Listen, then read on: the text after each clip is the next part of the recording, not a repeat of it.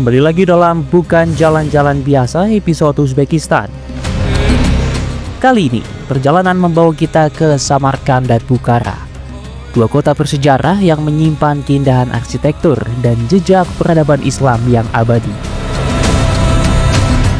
Di jantung kota Samarkand terbentang sebuah lapangan megah yang menjadi saksi sejarah peradaban Islam, Registan Square.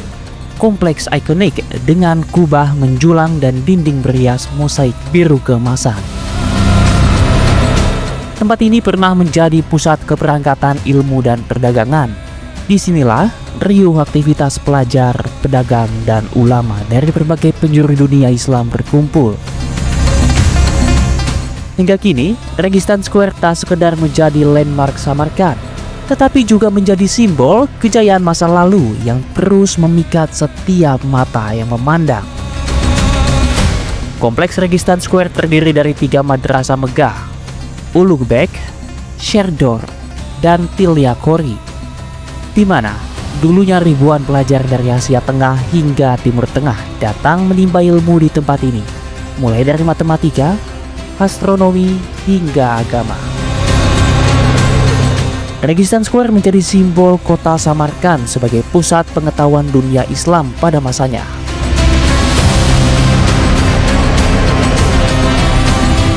Hingga sampai saat ini, arsitektur Registan Square yang penuh mosaik biru keemasan tetap memikat.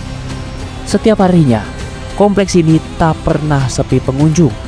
Ada yang datang untuk menyelami sejarah, ada pula yang sekedar terpesona pada keindahan seni bangunannya.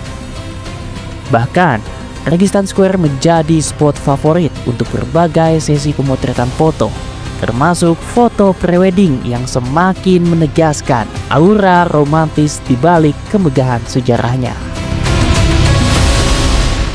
Uzbekistan hari ini terletak di Sentral Asia yang hari ini punya perbatasan dengan negara-negara seperti Kazakhstan, Kyrgyzstan, Tajikistan, Turkmenistan, dan Afghanistan. Tapi zaman dahulu di tanah ini ada beberapa kerajaan, karena kota-kota seperti Samarkand, Bukhara, Khiva, Tashkent, dan Margilan, mereka menjadi pusat untuk pedagang. Oleh sebab itu banyak pemimpin-pemimpin besar di dunia tertarik dengan lokasi kami. Oleh sebab itu kami sering diganggu karena mereka juga mau kontrol market, kontrol uang, karena lokasi kami di tengah ya. Daripada orang Cina, India, Persia, Arab pergi ke negara masing-masing, mereka prefernya di Uzbek ketemu di tengah. Oleh sebab itu tempat kami sejarahnya jadi berwarna-warni, dan setiap bangsa yang masuk ke sini membawa budaya, agama, dan lifestyle-nya mereka.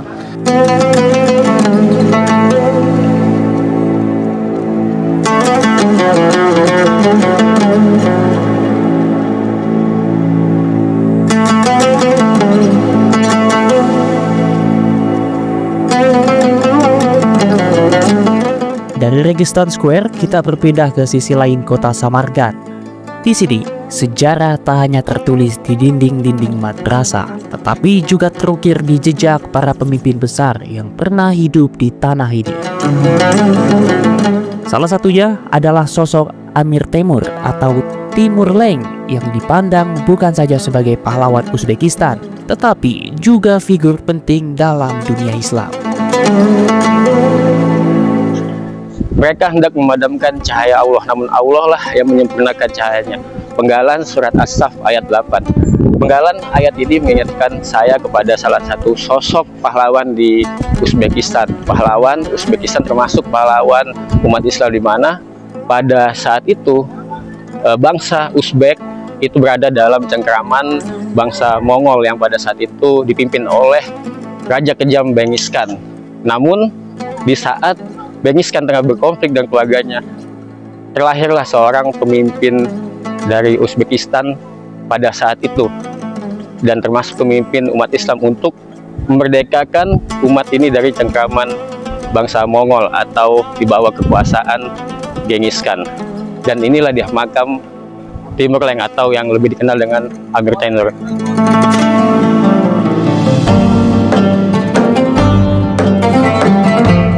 Di kompleks Gur-e-Amir inilah Amir Temur dimakamkan.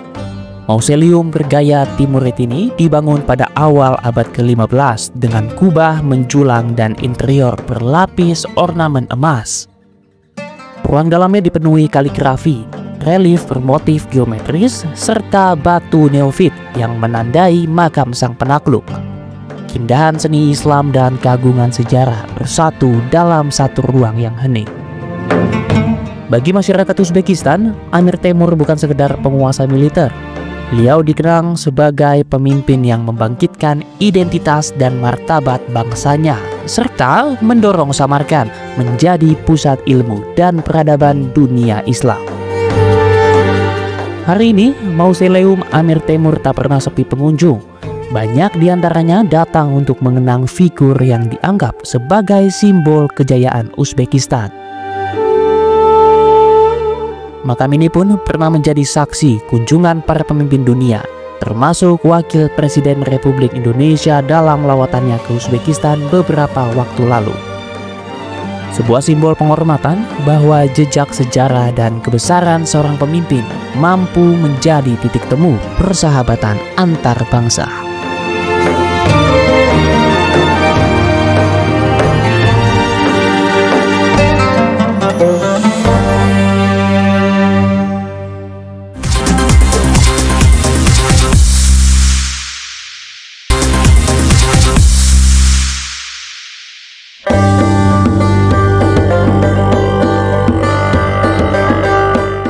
Dari kota Samarkand yang dibesarkan oleh jejak Amir Temur, perjalanan kami berlanjut menuju kota Bukhara. Sebuah kota tua yang tak kalah penting dalam sejarah Islam. Disinilah bersemi ajaran tasawuf yang hingga kini pengaruhnya masih diikuti oleh banyak umat muslim di seluruh dunia. Di kota Bukhara, kita akan menemukan jejak spiritual seorang sufi besar, Syekh Bahauddin Naqsyabandi, yang ajarannya melahirkan tarekat Naqsabandiyah. Dan pemirsa, kami telah tiba di kota Bukhara, di mana di kota ini juga bersemayam salah satu tokoh besar dalam dunia tasawuf. Ia adalah Syekh Bahauddin Naqsyabandi, seorang ulama dan juga sufi yang karismatik, yang ajarannya ini juga membentuk salah satu tarekat paling berpengaruh di dunia. Ini adalah tarekat Naqsabandiyah, dan kami akan mencoba pemirsa untuk masuk ke dalam area makam dari Bahauddin Naqsyabandi.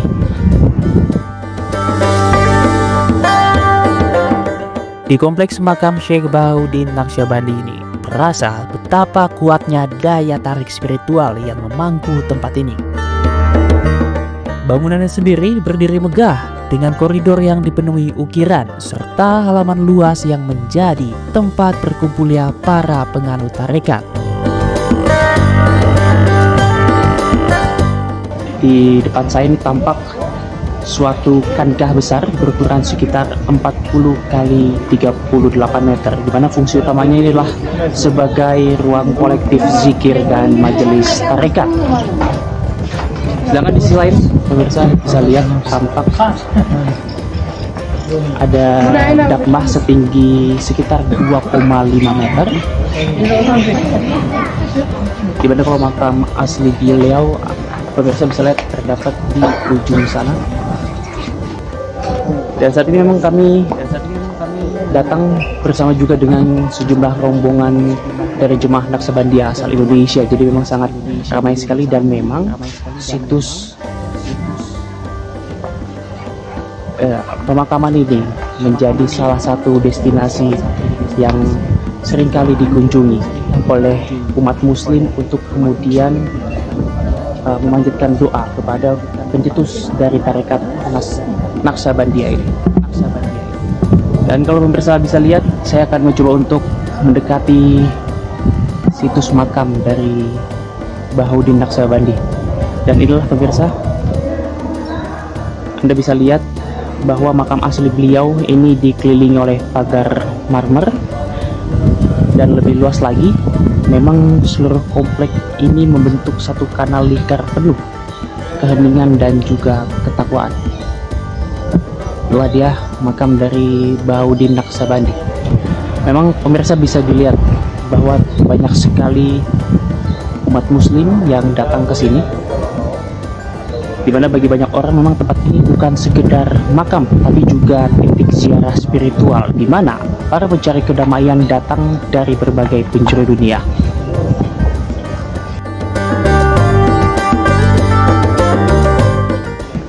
Itulah tadi dia pemirsa, dan saat ini rombongan Jemaah Naqsabandi asal Indonesia tengah memanjatkan doa.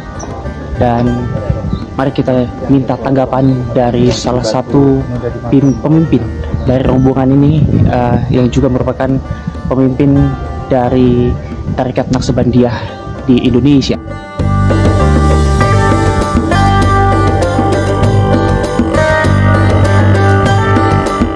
Ya, alhamdulillah atas ini Allah berkesepat seluruh masjid saya dan seluruh masyayikh ahli termasuk Tarekat Naqsabandiyah dan bersahabat dengan Nabi besar Muhammad SAW. Atas izin Allah, ya saya sampai juga ke sini. Ya mudah-mudahan tidak hanya sekali ini saya, kalau bisa saya setiap tahun datang kemari. Jadi perasaan saya ada kegembiraan, ya saya merasakan sambutan, ya saya yang merasakan secara kerohaniannya begitu sambutan beliau kepada saya atau kepada kami semua begitu besar rasanya, begitu bangga saya rasanya dapat berhadapan dengan beliau. Maknanya ya sebenarnya dia sebagai guru, ya guru yang mempopulerkan Tarekat Naqsabandiyah, kan begitu. Jadi ya maknanya menghormati beliau, ya, dan juga ingin mengetahui di mana, ya, asal usul beliau dan di mana beliau bertempat, kan begitu, bermakom kan. Tapi sudah langsung, jadi maknanya itu, ya maknanya itu karena kesyukuran kepada Allah Taala, ya, dan mudah-mudahan pula berkat beliau, ya, barokah beliau, ya, mudah-mudahan Tarekat Naqsabandiyah ini makin besar. Amin. Dan sampai kepada anak cucu kita nanti. Amin.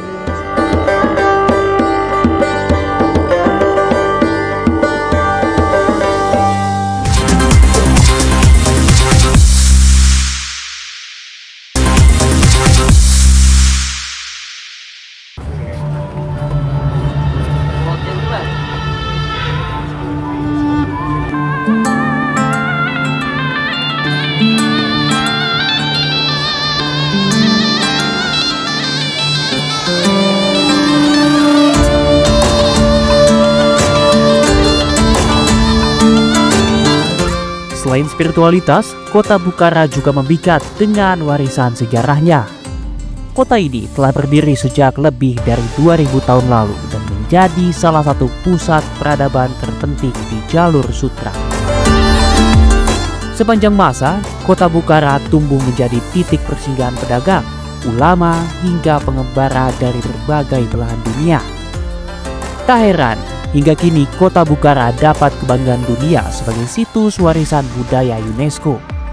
Tiap jengkal batu, tiang, dan mozaik menjadi saksi bisu pertemuan antara bangsa dan perpaduan budaya selama berabad-abad.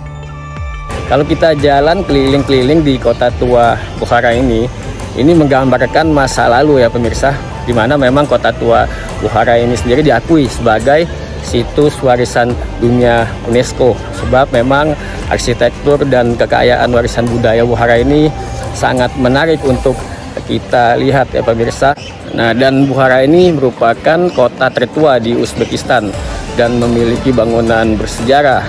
Selain itu, Bukhara juga dahulunya ini merupakan jalur strategis dalam perdagangan penting di jalur sutra pada masa itu.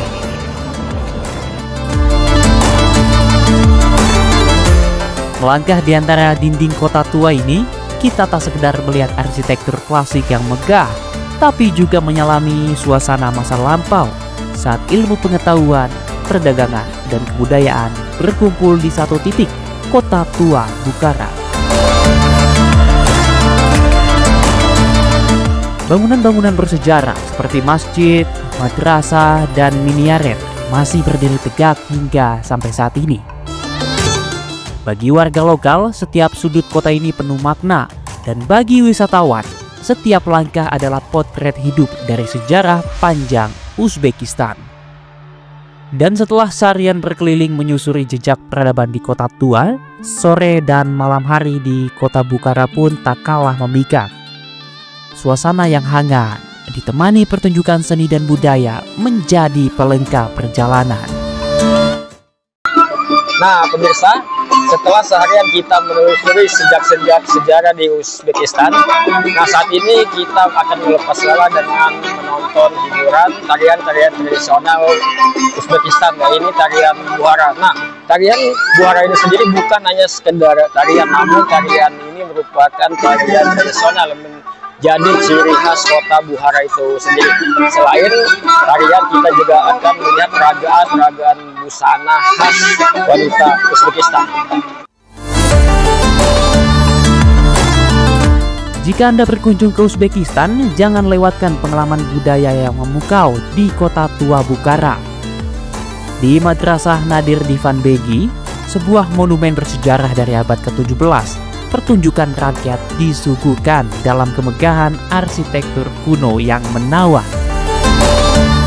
Madrasah Nadir Divan Begi awalnya didirikan pada abad ke-17 sebagai bagian dari kompleks keagamaan di kota tua Bukhara. Kini bangunan ini menjadi salah satu lokasi pertunjukan budaya tradisional paling populer di Uzbekistan. Setiap sore menjelang malam, halaman madrasah yang luas berubah menjadi teater alami, tempat para tamu disuguhkan pertunjukan tari, musik rakyat, dan juga peragaan busana. Dalam suasana seperti abad pertengahan, pengunjung dapat menyantap makanan khas lokal, sekaligus dapat terhibur dengan pertunjukan tari dari berbagai daerah, seperti Fergana, Khorazim, Bukhara, dan juga Andijan. Di sela-sela pertunjukan tari, Peragawati berlalu lalang menampilkan koleksi busana dengan sentuhan modern dan tradisional, memperlihatkan wajah mode Uzbekistan yang terus berkembang. Kami pun amat terpukau dibuatnya. Luar biasa untuk sajian hari ini.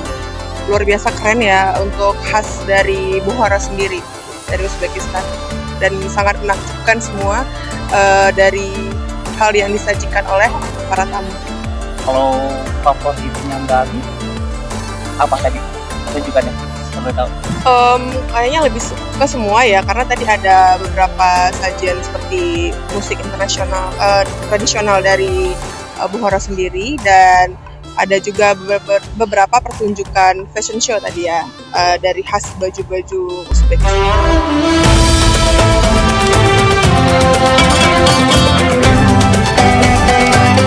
Perjalanan kami di tanah Uzbekistan membawa pada satu perjalanan berharga, bahwa sejarah bukan hanya terukir di batu atau di dinding-dinding madrasah, tapi juga hidup di hati orang-orang yang menjaganya hingga sampai saat ini. Dari kota Samarkand yang penuh ilmu dan kebesaran tokoh-tokoh Islam, hingga kota Bukhara yang syarat spiritualitas dan budaya, kita melihat bagaimana Islam, tradisi, dan peradaban berjalin menjadi satu keindahan yang abadi.